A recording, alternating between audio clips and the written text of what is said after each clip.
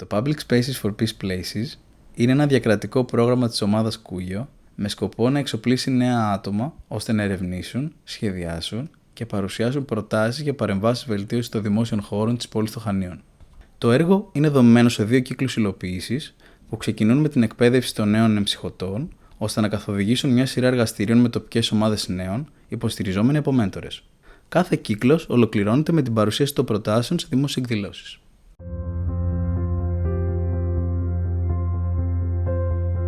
Public Spaces for Peace Places τώρα ολοκληρώνει τον πρώτο του κύκλο και ουσιαστικά αυτό είναι το αποτέλεσμα που βγήκε από τις 4 ομάδες οι οποίες έτρεχαν τους τελευταίους 3 μήνες αυτό το έργο.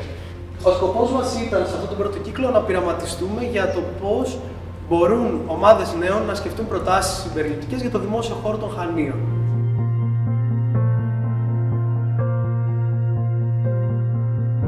Πώς είναι ένα τοπικό και ένα δυστοπικό σχολείο πάνω σε συγκεκριμένες έννοιες. Ξέρεις, έχω και στόμα και έχω και λέξεις και όταν καταλάβω ότι αυτή την επιθυμία την έχουμε και όλοι τάξη τελικά και τελικά την έχουμε και όλοι α λυκείου, τελικά και όλοι β λυκείου. Μπορούμε να πάμε και στη διευθύντρια και να πούμε, ωραία, θέλουμε διάβαση πεζών. Ναι, θέλουμε βρύσες γιατί χαλάσαμε. Και τελικά κανείς δεν μιλάει γι' αυτό και είναι 2 μήνες οι βρύσες χαλασμένες. Δημιουργήσαμε ένα εργαστήριο αστικής ποίησης και ανάγνωσης του χώρου, το οποίο είχε πλάκα γιατί πολλοί κόσμος με πολύ όρεξη να γράψει, να δημιουργήσει με πράγματα που έβλεπε μέσα από την πόλη και μέσα από το δημόσιο χώρο.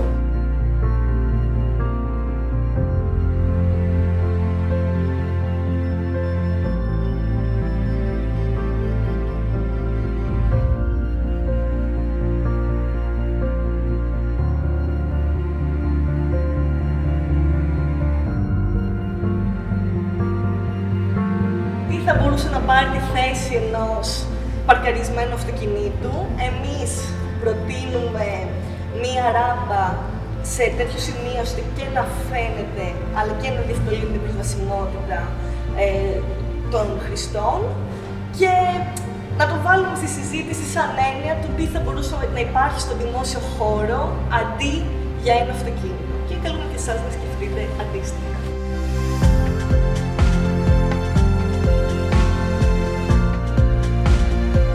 Σκεφτήκαμε να κάνουμε ένα τοίχο με ζωγραφιές, οι οποίες θα γινόντουσαν κάθε χρόνο από την 6η Δημοτικού, η οποία θα αποφοιτούσε.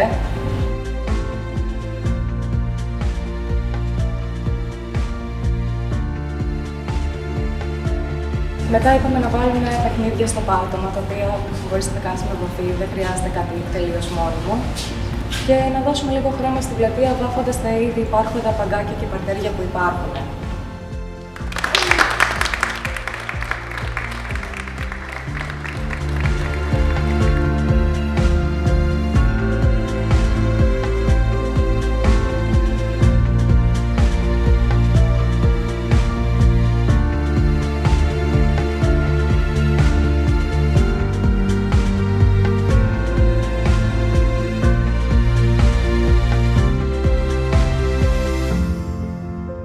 Ο όρος περιβάλλον ξεκίνησε να χρησιμοποιείται με την έννοια που το έχουμε τώρα στο μυαλό μας το 19ο αιώνα. Μέχρι τότε ήταν η φύση και όλο γύρω μας ήταν φύση. Κύριο αντικείμενο είναι η τρίτη λέξη, είναι η πολιτική. Η πολιτική τι είναι? Ένα πεδίο συγκρούσεων συμφερόντων. Αντιστοίχως, η ανανεώσιμη πηγή ενέργειας που εξάγεται και πάει στη Γερμανία ως φτηνή πηγή ενέργειας είναι επειδή έχει γίνει φαρπαγή γης εδώ πέρα. Επομένως, τα ποσοστά κέρδους δεν νομίζω ότι είναι αυθύπαρκτα σε σχέση με το τομέα της οικονομίας, αλλά έχουν να κάνουν με το πόσους πολλούς έχουμε κλέψει στην πορεία. Δηλαδή, το σημαντικό είναι οι μηχανισμοί που διακατέχουν το φυσικό ή την πόλη. Αυτοί οι μηχανισμοί, όταν προσπαθούμε είτε να τους επαναφέρουμε, είτε να επανασχεδιάσουμε κάτι, είτε να τους ανατροφοδοτήσουμε, να μπορούμε να τους αναγνωρίσουμε αυτούς τους μηχανισμούς και με βάση αυτούς να σχεδιάσουμε. Γίνονται αλλαγές, αρκεί να τις θέλουμε, να τις διεκδικήσουμε και να βρεθούν και κάποιοι φωτισμένοι άνθρωποι στις δημαρχιακές αρχές που δεν θα σκεφτούν το πολιτικό κόστος και να σκεφτούν το πολιτικό κόστος, θα βάλουν πάνω από το πολιτικό κόστος τις ανάγκες των ανθρώπων και των πολιτών. Προσωπικά είδα αρκετό ενδιαφέρον και τη αυτά που υπόθηκαν τώρα για το περιβάλλον, πώς έχουν αποτυπωθεί και από τις προτάσεις των παιδιών κάτω.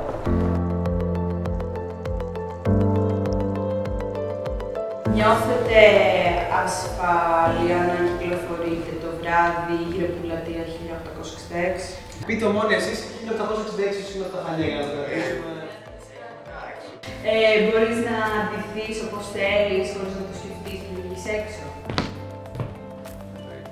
Νιώθουμε άνετα να εκφράσουμε τη σεξουαλικότητά μας με το άτομο που έχουμε τη λέξη ελεύθερα στη δημόσια χώρα όπως θέλουμε.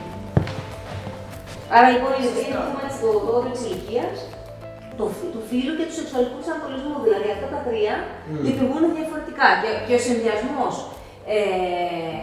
νεαρής ηλικίας, γυναικείου φύλου και μη ετεροκανονικού σεξουαλικού προσανατολισμού είναι το χειρότερο. Έχω επιλέξει να αγωνιστώ για να αλλάξει αυτό το πράγμα και έχω επιλέξει να μην τροφοδοτώ το φόβο μέσα μου που έχει επιβεβαιωθεί πάρα πολλές φορές και όντως έχω κινδυνεύσει και παρόλα αυτά επιλέγω κάθε μέρα να το σπάω.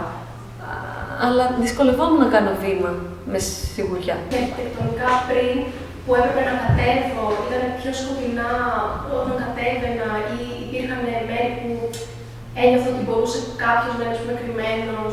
Όχι ότι θα μπορεί απαραίτητα να μου κάνει κακό, πάντα έχω στο μυαλό μου ότι μπορεί κάτι να συμβεί οπουδήποτε. Νιώθω ότι κυρίως από αυτό το κομμάτι τώρα νιώθω μεγαλύτερη ασφάλεια στο ότι έχω να φύγω από οπουδήποτε. Σίγουρα νιώθεις άβολα και περίεργα γιατί κάποιοι άνθρωποι δεν έχουν αυτά τα προνόμια. Γιατί δεν είναι το αυτονόητο που θα πρέπει να είναι για όλους τους ανθρώπους. Η ίδια διαμόρφωση του χώρου είναι τέτοια ώστε να ενισχύονται ήδη κάποιες προϋπάρχουσες δομές εξουσίας. Η σεξουαλική διαπαιδαγώγηση ξεκινάει από 0. Για ποιο λόγο?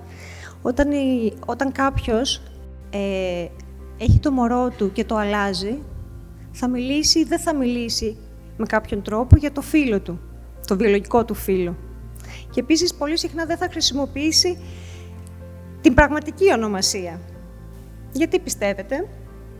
Γιατί πάλι του έχει μεταδοθεί η ντροπή ή γιατί δυσκολεύεται να μιλήσει γι' αυτό. Ο σεξισμός και η φοβικότητα σε άτομα διαφορετικά είναι τόσο διάχυτος που εγώ πολλές φορές νιώθω ότι δεν μπορώ καν να υπάρξω σε χώρο. Είναι ένα κανονιστικό πλαίσιο το οποίο είναι καταπιεστικό και για τις γυναίκες και για τους άντρες. Καταλαβαίνω ότι στις μεγαλύτερες ηλικίες τους είναι πολύ δύσκολο να αποδεχτούν πολλά πράγματα τα οποία είναι καινούρια. Πώς θα μπορούσαμε να το προσεγγίσουμε αυτό το θέμα και να τους διαπαιδαγωγήσουμε εμείς, τα παιδιά, ως προς αυτό? Τι πιστεύετε ότι θα ήταν, ας πούμε, μια υγιής προσέγγιση από τη μεριά του φροντιστή προς το παιδί, ώστε να αναπτύξει τη σεξουαλικότητα με έναν υγιή τρόπο?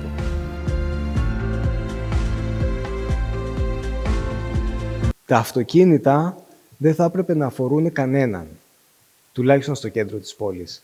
Δηλαδή να μην μας ενδιαφέρει άμα δεν μπορούν να κυκλοφορήσουν τα αυτοκίνητα, θα έπρεπε να πεζοδρομηθεί όλο το κέντρο τουλάχιστον, να γίνουν περιφερειακά πάρκινγκ γύρω-γύρω από την πόλη, να μπορεί ο κόσμος να αφήνει τα αυτοκίνητά του και να υπάρχουν δημόσιες συγκοινωνίες μικρές που να μπορούν να κυκλοφορούν στο κέντρο εκτός πεζά.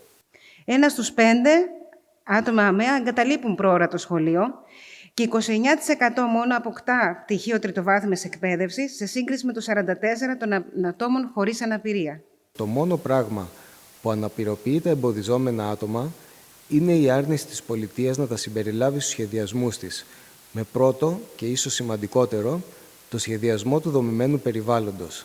Το πώς το πιλωτικό έρχεται και συνδιαλέγεται μετά με το θεσμικό σε επίπεδο Δήμου και μπορεί να αφήσει παρακαταθήκη και να μην είναι κάτι που έγινε και ίσως να μην ξαναγίνει ή δεν επηρέασε ή επηρέασε διαφορετικά από ό,τι θα θέλαμε κλπ. Η άσκηση του fishbowl δουλεύει ως εξής. Ένα άτομο από τον εξωτερικό κύκλο που θέλει να συνεισφέρει κάτι στην κουβέντα έρχεται και κάθεται στον εσωτερικό. Τότε, ένα άτομο από τον εσωτερικό κύκλο σηκώνεται και κάθεται στον εξωτερικό, ώστε πάντα να υπάρχει μια θέση ανοιχτή για να μπορούν να μπουν άτομα. Για την πεζοδρόμηση που μπαίνει στο κομμάτι που έχει παρουσιάσει. Ή αν έχετε κάποια άλλη πρόταση, έτσι, αλλά δεν είναι hot. Δηλαδή, η απ' έξω να μην κρατιέστε, να θέλετε να πείτε μέσα, να πείτε και εγώ αυτό και γίνεται. Το θέμα των συγκοινωνιών δεν είναι μόνο η ύπαρξη, η συχνότητα, είναι και το κόστος. Πεζοδρόμηση του κέντρου δωρεάν μέσα μαζικής μεταφοράς και κοινόχρηστα ποδήλατα και όταν θα γίνουν και αυτά τα πάρκινγκ να συνδυαστούν με ηλιακά πάνελ που προσφέρουν σκιά και ενεργειακές κοινότητες. Αυτό που κάνουμε τώρα και από αυτό που κάνουν διάφορες πρωτοβουλίες που υπάρχουν στα Χανιά, κερδίζεται το να προαχθεί αυτή η συζήτηση σε πολιτικό πρόταγμα.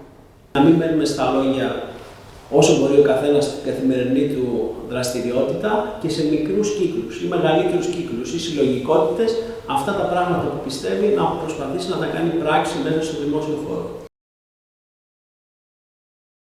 Και κάτι που μας απασχόλησε ιδιαίτερα ήταν πώς ένας δημόσιος χώρος καλείται ενεργώς. Αυτή είναι η σύγχρονη άποψη της θεώρησης του δημόσιου χώρου ως κοινού. Όχι ως δημόσιου με την έννοια ότι το αναλαμβάνει ο Δήμος, θα το κάνει. Συμμετέχει και ο κόσμος. Ενώ σε άλλες περιπτώσεις ο χρήστης, ο ιδιοκτήτης και ο διαχειριστής είναι τρεις διακριτοί διαφορετικοί ρόλοι, στο δημόσιο χώρο αυτοί οι τρεις ρόλοι εναλλάσσονται και ταυτόχρονα συνυπάρχουν. Την χρονική εκείνη περίοδο, μια ομάδα ενεργών πολιτών, κάτοικοι της γειτονιάς του Αγιάννη, εκεί όπου βρίσκεται και το στρατόπεδο, αποφασίσαμε να συντονιστούμε ώστε να διασφαλιστεί η υλοποίηση της υπόσχεσης αυτής, μιας και δεν υπήρχαν και δεν υπάρχουν ακόμα όλα τα εχέγγυα εκείνα που θα οδηγούσαν στην χρήση του χώρου ως αστικό πράσινο και όχι για οποιαδήποτε άλλη χρήση. Όλα τα παραπάνω οδήγησαν στην ίδρυση του Συλλόγου Γειτονιά του Αγιάννη. Ο Σύλλογός μας λειτουργεί πάνω από ένα χρόνο τώρα, διάστημα κατά το οποίο συμπορεύεται με άλλες συλλογικότητες και φορείς της πόλης μας, με στόχο τον μετασχηματισμό του αστικού περιβάλλοντος που ζούμε σε μια πιο ανθρώπινη και βιώσιμη πόλη.